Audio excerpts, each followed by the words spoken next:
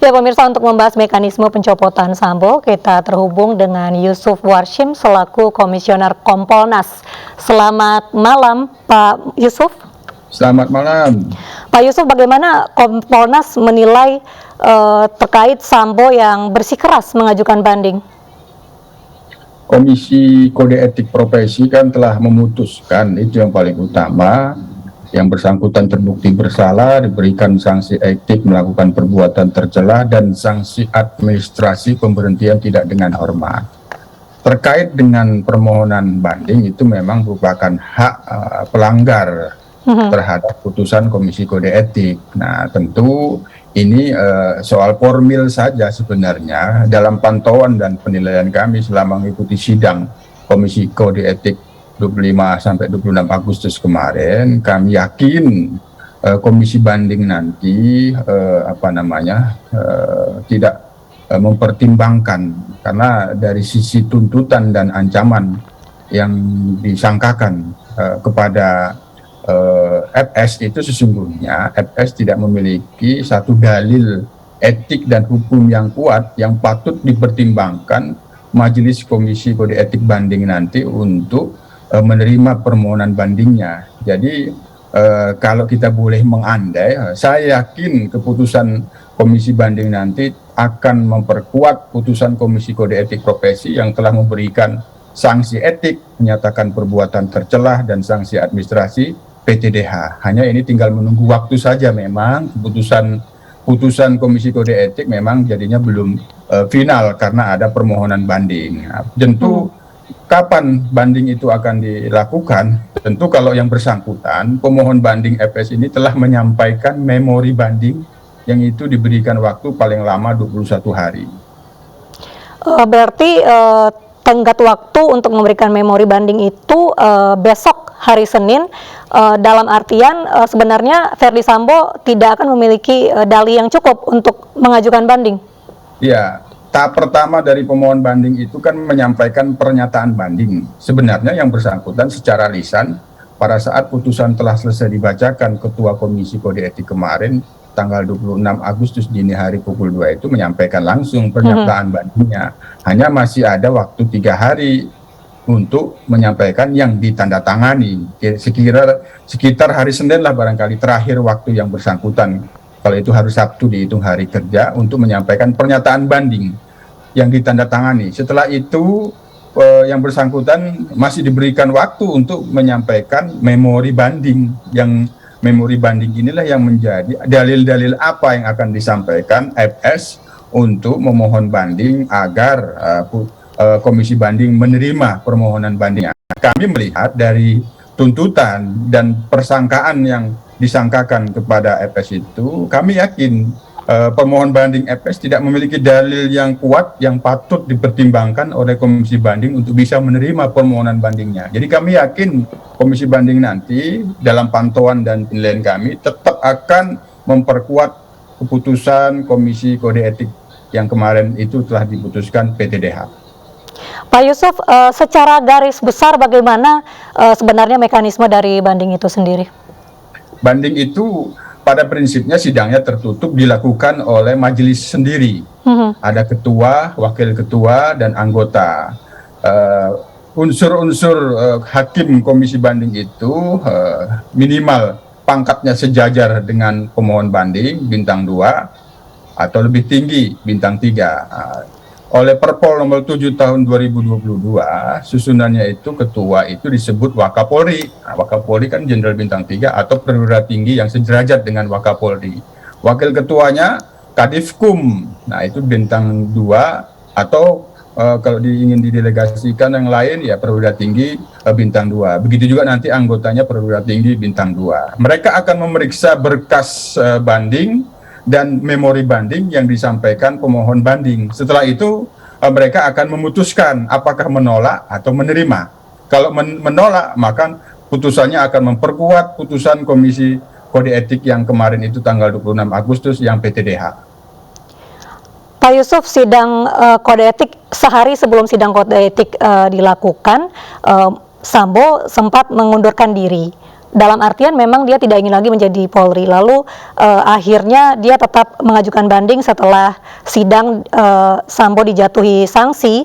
Lalu apa sebenarnya beda dari ketika PTDH dengan mengundurkan diri, sehingga Sambo apakah hanya ingin mengulur-ngulur waktu saja? Ya, permohonan pengunduran diri berhenti menjadi anggota Polri itu yang bersangkutan ingin memaksudkan berhenti dengan hormat. Nah, Perpol nomor 7 tahun 2022 tentang kode etik profesi dan Komisi Kode Etik Profesi memang mengatur anggota Polri yang melanggar, yang itu diancam akan di PTDH, diberi kesempatan untuk mengajukan pengunduran diri, namun dengan pertimbangan tertentu. Ada 3 pertimbangannya yang bersangkutan akan bisa diberikan untuk pengunduran diri. Yang pertama, masa dinas minimal 20 tahun. Yang kedua, ada prestasi dan jasanya bagi institusi Polri, bangsa dan negara sebelum melakukan pelanggar.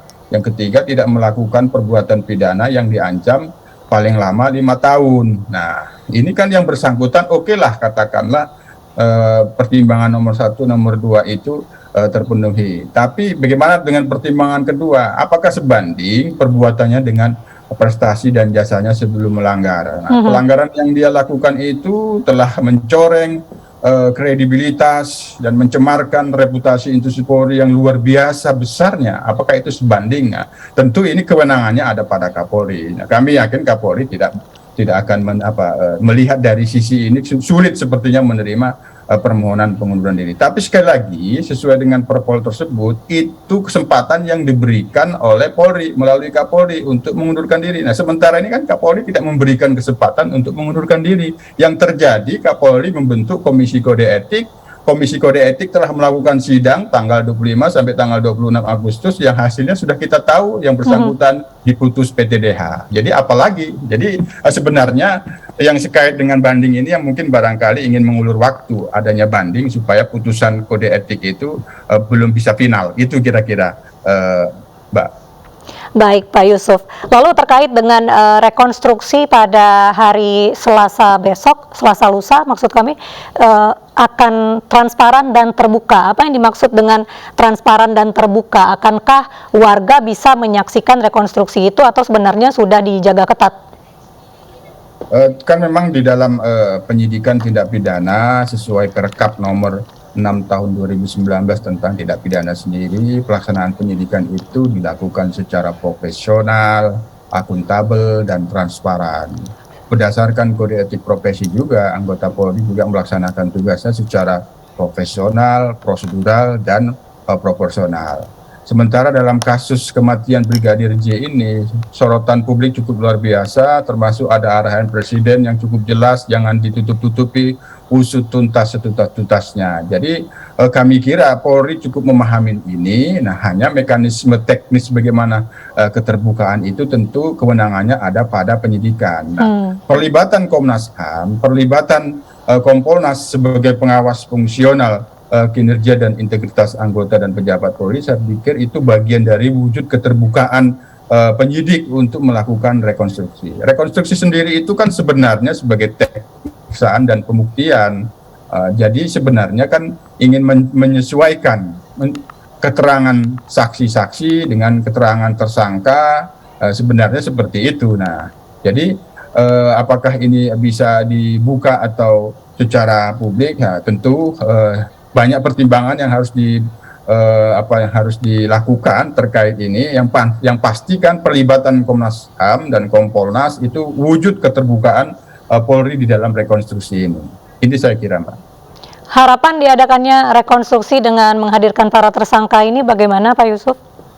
Sebenarnya kan sekali lagi rekonstruksi ini kan sebenarnya teknik pemeriksaan dan pembuktian, sebuah rangkaian proses untuk membangun kembali pengorganisasian dan substansi hukum atas sebuah rentetan kejadian perkara pidana terkait dengan peristiwa tanggal 8 Juli yang itu telah ditetapkan ada peristiwa pidana dugaan pembunuhan berencana. Ini kan dikonstruksi seperti apa peristiwanya berdasarkan keterangan saksi dipersesuaikan dengan keterangan para tersangka. Tersangkanya sendiri kan sebenarnya ini ada 5 dan mereka juga jadi saksi-saksi di TKP juga. Ini kan akan disesuaikan, ada tersangka, ada saksi. Sebenarnya mereka tersangka, mereka saksinya sendiri di TKP. Ini sebenarnya ingin membuat bagaimana konstruksi peristiwa yang terjadi pada tanggal 28 itu pada saat melakukan penembakan terhadap almarhum Joshua. Bagaimana tersangka FS memerintahkan Baradae untuk melakukan penembakan, di mana posisi saksi kuat sebagai tersangka juga Brigadir RR. Nah, posisi PC sendiri di mana, itu satu bagian dari yang harus direkonstruksi. Baik, terima kasih banyak Pak Yusuf Warsim selaku Komisioner Kompolnas atas penjelasannya dan sudah bergabung di Breaking News malam ini. Terima kasih.